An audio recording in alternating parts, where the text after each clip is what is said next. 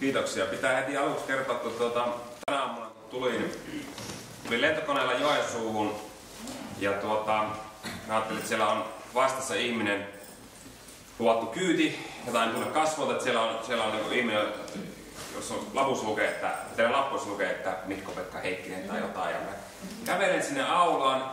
Ei näy tämmöistä ihmistä. On näkyy erilaisia kylttejä, mutta ei mitään sellaista nimeä niin en löytänyt jo. Ja mä kävelen sen pihalle, mitään ei näy edelleenkään. Kävelen takaisin sinne sisälle ja sitten mä huomaan, että siinä oven suussa on jamppa pitelee tällaista näin. Ja sitten mä menen siihen, että sinähän on ihminen ja kosmos, että tämä kaveri on nyt varmaan sitten se minun kyyti. Ja nyt te kysytte, että onko se poika sokea, että siinähän lukee raja. Minä vastaan, että poika on sokea, väri sokea. Tässä on punainen pallo. Eli nämä kirjaimen rajat on varsin sameat tässä. No se siitä. Joo, hyvä yleisö. Arvoisa järjestävä taho. Ensin pitää kiittää järjestävää tahoa kyllä siitä, että miten avarakatsosta Suomen Akatemialta ottaa M-sarvilainen ylioppilas tänne jaakittelemaan. Tämä on kyllä minun puhujauraani varmasti huippuhetkiä, että aion nyt nauttia jokaisesta sekunnista. Harvoin pääsee arkeologin professorien ja kapellimestarien sakkiin, mutta nyt kelpaa. Joo, tarina. Mä oon syntynyt Kajaanissa ja varttunut Suomussalmella. 83 vuonna, kun mä olin 9-vuotias, niin muutettiin perheeni kanssa Kajaanista Suomussalmelle. Ja sillä minä menin sitten Alanteen ala-asteen 3. luokalle. Koitti ensimmäinen koulupäivä, pari välituntia siinä ja mulla tuli vessa. Ja minun piti päästä vessaan. Ja minä en tiedä missä se vessa on, kun se oli mulle uusi paikka se koko rakennus ja se koulu. Minä kysyin opettajalta käytävällä, että hei opettaja, missä on vessa? Opettaja, tuolla. Se on ulko-ovi. No, minä kävelin sitten sinne ulko-ovelle, ovesta ulos. Ei näe mitään vessaa sielläkään. Ja sitten niin, siellä on opiskellut koulukavereita siinä pihalla, mutta luokkavereita, että hei, missä täällä on vessa? Niin se asuu tuolla. Siellähän on vitostie. Sinne tässä pitää painella. No minä painelen sitten sinne pihalle melkein vitostielle asti ja siinä on sellainen iso ulkorakennus. Ja semmoinen iso autotallinkokone. Siinä on 4 ovea rivissä. Minä olen automanietti. Lukossa. Sitten se aukeaa. Se ovi. Ja siellä se on. Ulkohuussi. 5 reikää. Ei edes väliseiniä. Ja silloin mä tajusin, että nyt minä olen muuttunut kaupungista maahan. Tässä on selvä ero. Että meillä 2 edellistä kouluvuotta siellä seminaarikyljessä normaalikoulussa, niin siellä ei ollut tällaista vessakulttuuria ollenkaan. Niin siinä tuli tämmöinen niin kaupungin ja maaseudun raja ylitetty. Ja silloin mä koin sen sillä tavalla, että silloin hyvin voimakkaana, että tämä on selkeä merkki nyt siitä, että mä 9-vuotiaana ja että siitä on kysymys. No sitten tämä kaupungin ja maaseudun raja on jotenkin sitten seurannut minua sillä tavalla, että kun mä kirjoitin mun romaani Terveiset Kutturasta, jota tuossa Risto mainitsikin, niin siinä maaseutu ja kaupunki sotii. Suomen syrjäseudut ja metropoli on ihan oikeassa sisällissodassa keskenään. Ja minä olen tavallaan pyöritellyt, että tässä jotenkin jäänyt mulle tämä raja pyörimään mieleen. Niin minä ajattelin nyt sitten, että tässä tilaisuudessa niin voitaisiin vähän tätä rajaa. Ja mä olen rajannut yhden kysymyksen, johon mä toivoisin teiltä vastausta. Kun mä olen toimittaja, niin kuin Risto sanoi, niin me pyritään aina mahdollisimman yksinkertaisiin kysymyksiin, että ihminen osaisi vastata niihin. Eli kysymyksiä teiltä. Miten kaupunki määritellään? Ja niin kuin monet kysymykset, niin tämäkin saattaa tuntua tosi tyhmältä. Tämä on toimittajana oppinut kyllä, että monet hyvät kysymykset on itse asiassa niitä tyhmiä kysymyksiä. Ja toisinpäin. Eli tämä kuulostaa jotenkin hirvittävän yksinkertaiselta. No, jos tätä ruvetaan vähän purkamaan, niin mikä on kaupungin vastakohta? Jos lähdetään vähän kauempaa, niin lähestymään kohdetta. No se on tietenkin erämaa, semmoinen paikka, missä ei ketään asu. Ja tämmöinen löytyy Metsähallituksen näistä paperista, eli erämaat on kansainvälisesti tällä tavalla määritelmää, että tämä on aika hyvin laaja, syrjäinen tieto, lähes asumaton ja varsin luonnontilainen. Ja näin hyvin on niin määritelty ne paikat, joissa ihminen ei asu, jossa asuu vain eläimiä ja hyttysiä. Niin luulisin, että kaupunkikin olisi määritelty oikein viimeisen päälle, että se kirjoittu EU, joka ne kurkun käyryydetkin määrittelee, niin olisi viimeistään määritellyt, että mikä on kaupunki. No, mitä sanoo Wikipedia? Tuo lihavointi on minun. Määritelty on häilyvää ja eri maissa erilaista. Ja minun mielestä se niin kaupunki pitää selkeästi pystyä määrittelemään, koska se suuri osa ihmisistä asuu kaupungeissa, se on tärkeä paikka selvästikin, kun niin paljon ihmisiä muuttaa. Ja niin on se nyt kumma, että ei tätä kaupungin määritelmää ole hakattu kiveen niin sanotusti, tai betonia tässä tapauksessa. Ja tämäkin on hirvittävä jarruttelu. Katsokaa nyt. Kaupungit ovat talousalueidensa keskuksia. Tosiaan pitäisi tietää, mikä on talousalue, miten sekin määritellään. Tämä on siis aivan täysin ameva tämä kaupungin määritelmä. Joo. No sitten. Kokeillaan, lähtisikö se kaupunki määrittämään esimerkkien kautta. Mikäs kaupunki? Tunnistaako joku? Tunnistaako Vesa-Pekka? Sulla oli kuva samasta paikasta, tosin se oli yökuva. Se on Hong Kong.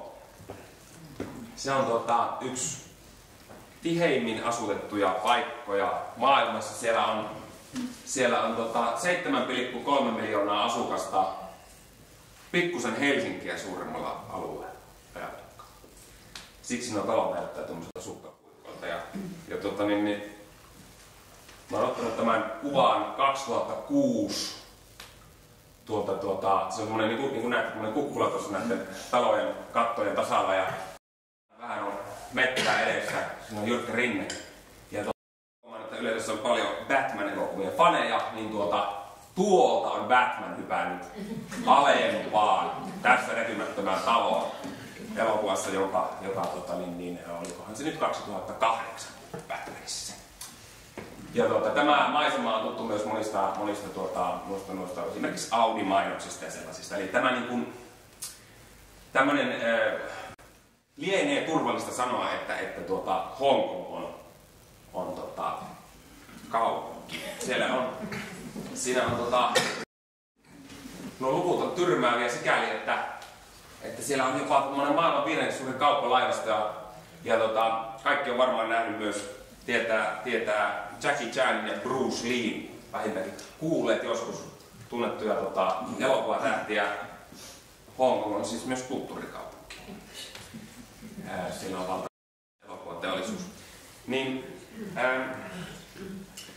tuntuu, että tässä on jotain semmoista, mitä voisi varmaan sanoa kaupungiksi, ja että se on aika selvä tapaus. Ja tästä kuvasta vielä pitää, että tämä on, kun on 9 vuotta sitten otettu, niin sehän on Hongkongin ajanlaskussa, niin sehän on muinaista aikaa. Että siitä on 36 kvartaalia, että jos me nyt otettaisiin tämä sama kuva, niin varmaan nämä metät olisi tästä raivattu jo pilvenpiirtäjien tieltä pois. No niin.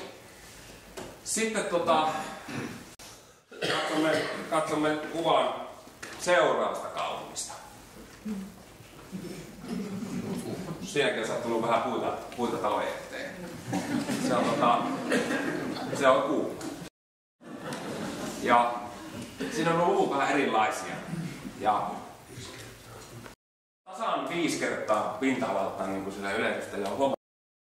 5 kertaa pinta-alaltaan suurempi kuin Hong Kong. Mutta sitten tuo asukastiheys on hieman toisenlainen.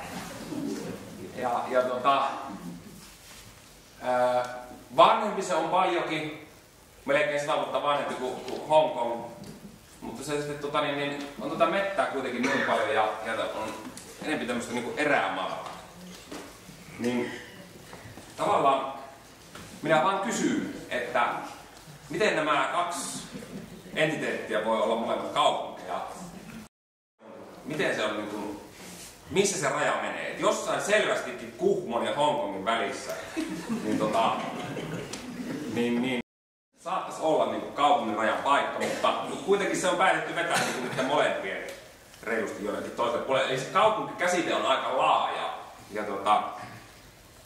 näitä lukuja kun katsoo ja tuolla Kuhmon keskustassa kävelee, niin voi edelleen kysyä kyllä, että miten se kaupunki määritellään. Että tässä maailmassa, jossa nyt pyritään standardeihin ja sähköpistokkeet ja e-värit ja kaikki on viimeisen päälle määritelty ja standardoitu, niin minkä takia meidän kaupunkikäsite on näin mahdottoman laaja, että näin niin kuin toimittajana ja kirjailijana ja entisenä filosofian opiskelijana niin sanoisin, että se on tämmöistä semanttista sumua, että miten me voidaan mistään ymmärtää, jos eihän me sanota kissaa koiraksi eikä koiraa kissaksikaan, että tämä on minusta nyt niin kuin omituinen juttu, että sitä ei ole tämän paremmin pystytty määrittämään.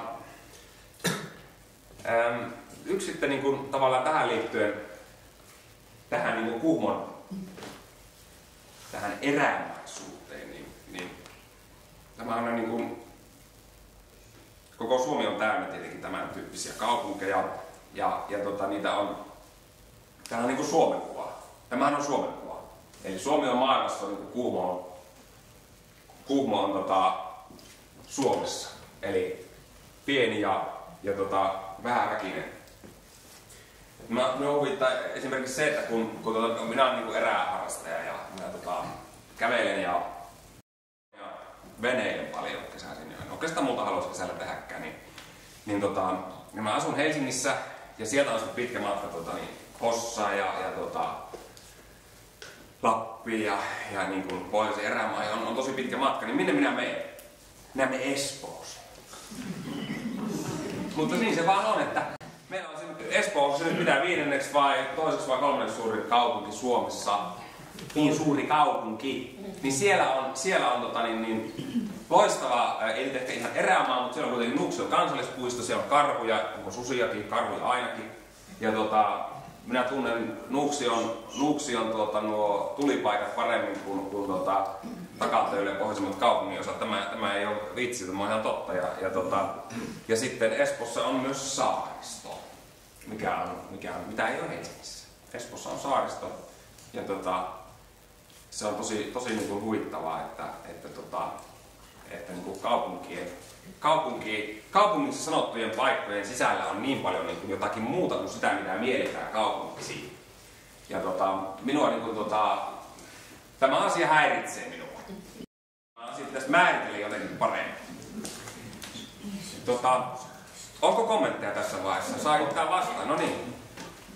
Sehän on hallinnollinen määritelmä ja rajat lienee sumentuneet siitä lähtien, kun keskiaika loppui. Keskiaikana pantiin muuri kaupungin ympärille ja tiedettiin tarkkaan, että sisäpuolella on kaupunki, ihan toinen maa. Niin. Muurin teko tietysti Kuhmossakin oli. Työttömyyden poistaisi vähän aikaa. Niin.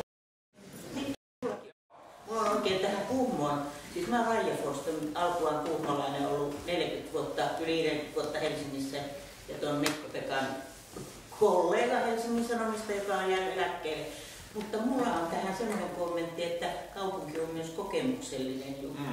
Kun Kuhmo muuttui kaupungiksi vuonna 1986, niin 2. päivä tammikuuta äitini lähti Rajakadun mäestä alaspäin kauppa-asioille. Kävelin mäen alas ja tuli Koulukadun risteykseen ja pysähtyi ja katsoi, että liikennettä menee. Sitten pysähtyi auto siihen suojatie eteen, jolla äitini käveli siitä yli. Ja suojatietä jatkaakseen hän jäi toisen auton alle. Jolloin äiti sanoi, että tätä hän tiesi, että kun Kuhmosta tuli kaupunki, niin heti rupesi päälle. Mikä oli ennen semmoista turvallista maalaiskulttuuria, niin se generoitu yhdessä yössä. Kyllä, niin siinä kävi. Ja nyt kun ajattelen, niin se on ollut kyllä, on se ollut 10 000 kuhmolaisille. Kyllä se on ollut ylipäätään, se on ollut järisyttävä yö, kun ne on mennyt nukkumaan maalaisina, mutta ne on herännyt kaupunkilaisina. että mitähän siinä on niin tapahtunut sitten.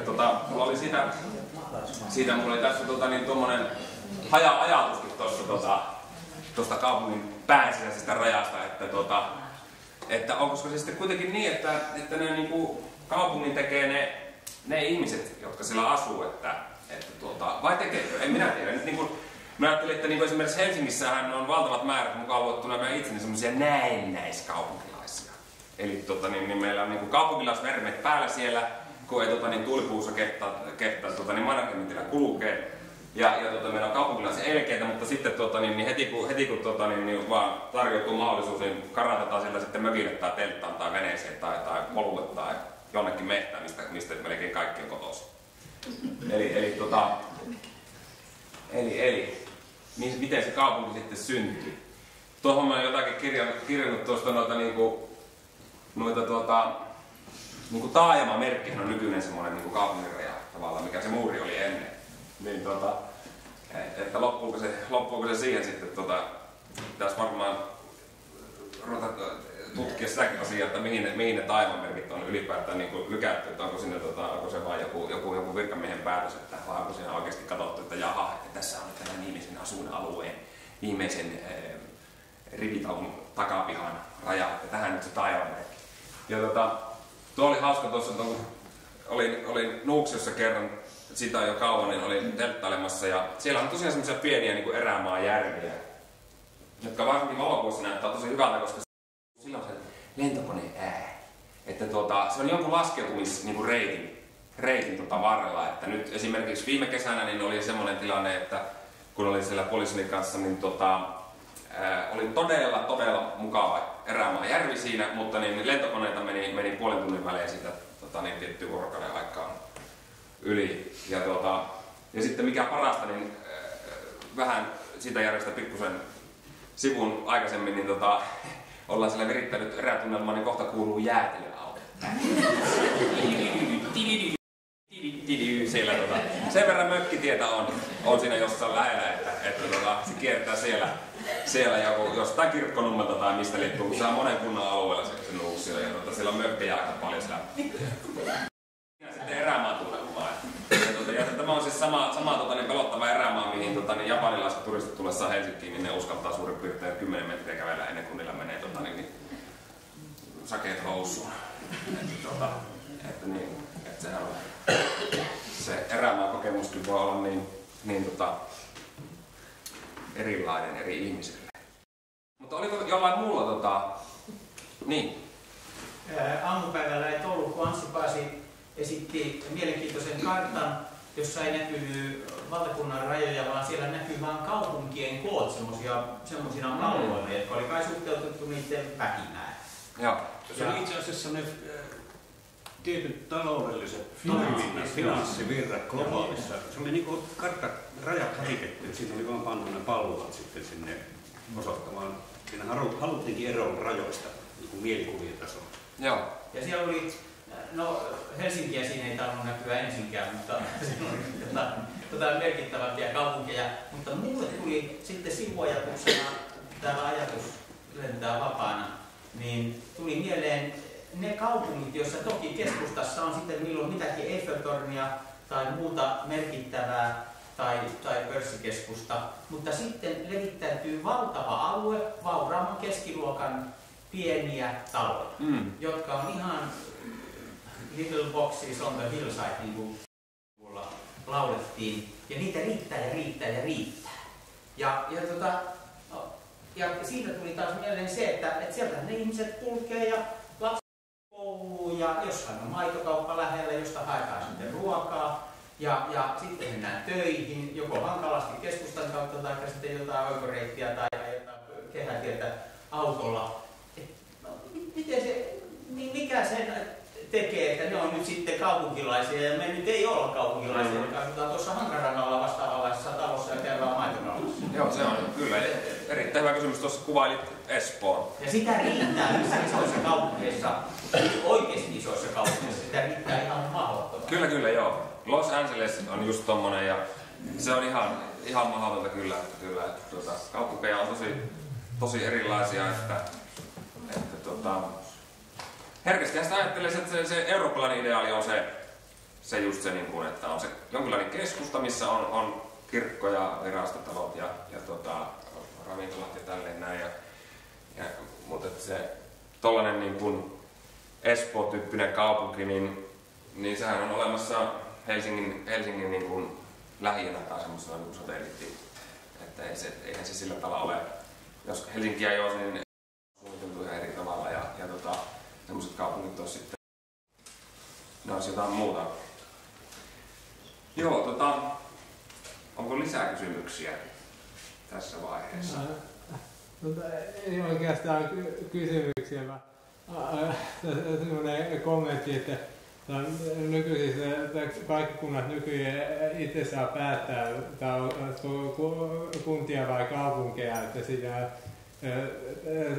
tosiaan Esa Knutila tuolla Helsingistä, jota opiskelin luonto- ja ympäristöalan ammattiopiston Luovin Muhoksen yksikössä, ja Muhos on väkiluku taas suunnilleen sama kokoinen paikkakunta tämä Kuuma, mutta se on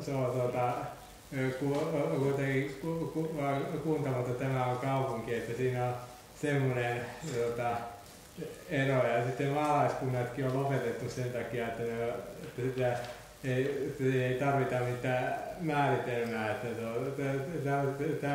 kaupungin ei tarvitse täyttää mitään määritelmää, että Rovaniemikin on pinta-alalta aivan käsittämättömän suuri. Että se on sama, mutta kuitenkin se raja voi vieläkin, kyllä ne kaupungin rajat on helppo nähdä tuolta kylteistä, kun siinä on se vaakuna ja sitten se on nykyään muuria tarvitaan ne vaakunat ja itse asiassa se pitää tietää, hätäkeskuksesta kysytään varmasti, jos hätäpuhelua soittamaan, niin kyllä se paikkakunnan ja sitten pitää tietää, onko siinä kaupungissa vai viereisessä kunnassa. Niin, totta.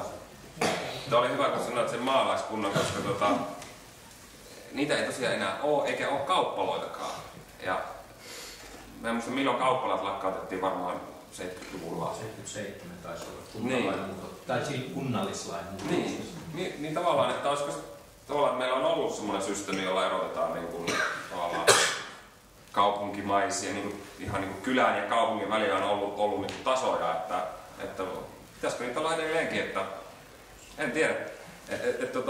Tää on silleen niin kuin, kun kieli tosiaan hahmottaa maailmaa, niin kuin sanoin, että niin kuin toi kirjailija Tommi Kinnunen taas sanoi just, kun se sai sitä 4 tien risteyksestä sai sen Bonnier-palkinnon, niin se siinä puheessa sanoi, että kielen ulkopuolella ei ole mitään.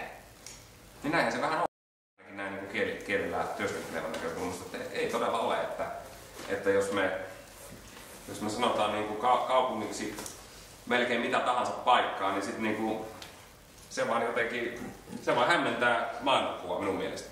Minä päätän tämän alustuksen kysymykseen. Äsken katsoimme kuvaa Hongkongista, joka on maailman tiheiten asutettua seutua, 7 miljoonaa ihmistä, pikkusen Helsinkiä koko isommalla lämpöllä. Niin kuinka suuri osa Hongkongin alasta luokitellaan maaseuduksi? Arvatkaapas. Kuinka paljon? Prosentti. 75. Eli näin hullu on maailma. Eli jopa maailman tiheiten asutulla seudulla niin on syrjäseutu ja metropolia. Eli kyllä tämä hiljaiseksi vetää. Kiitoksia. Minä toivon nyt keskustelua. Saan myös